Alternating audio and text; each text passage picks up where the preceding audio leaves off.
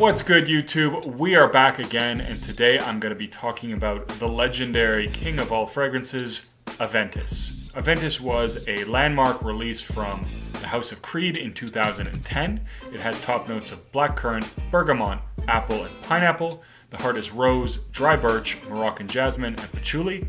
And the base is oak moss, musk, ambergris, and vanilla. The first thing I'm going to say about Aventus, and one of the things that makes it difficult to talk about, is that there's a lot of variation among the batches. So ultimately, people do really criticize that some batches are significantly better than others. Now, the batch that I'm going to be reviewing is 18D02, which I've heard lots of good things about from the community. So I feel confident talking about this one as a fair representation of what Aventus is and can be.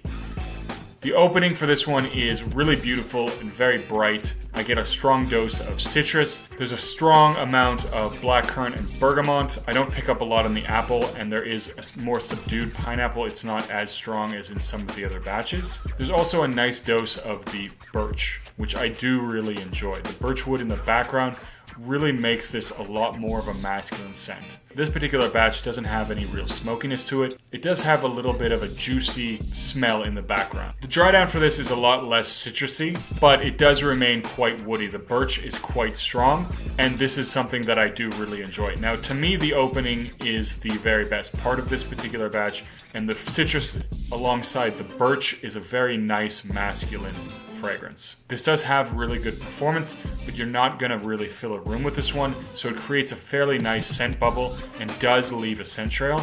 The scent bubble will last about 3 to 4 hours, at which point it does definitely sit a little closer to the skin.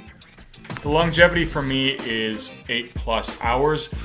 The biggest problem is that this is one that I do find I go relatively nose blind to after a very short period of time.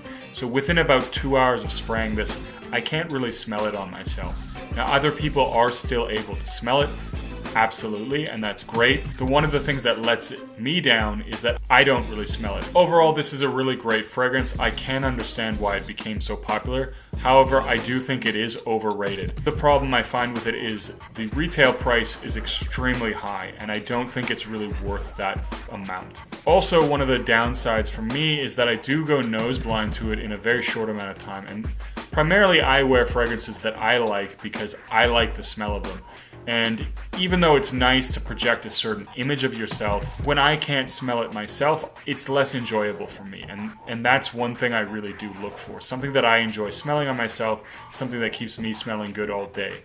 The other thing is that there is such a wide variety of clones now that it's quite easy to get a much cheaper version of Aventus from some place like Parfums Vintage that has consistent batches that will always smell the same when you buy the same type. And a lot of them can even emphasize some of the notes that you may enjoy, like the vanilla note. All in all, it is a really great fragrance, but it is one that I feel is a little bit overrated, and there's so many options now that it's not something that I personally reach for a lot. Anyways, guys, what's your opinion on Aventus? Do you think it's still the king of all fragrances? That's it for this time.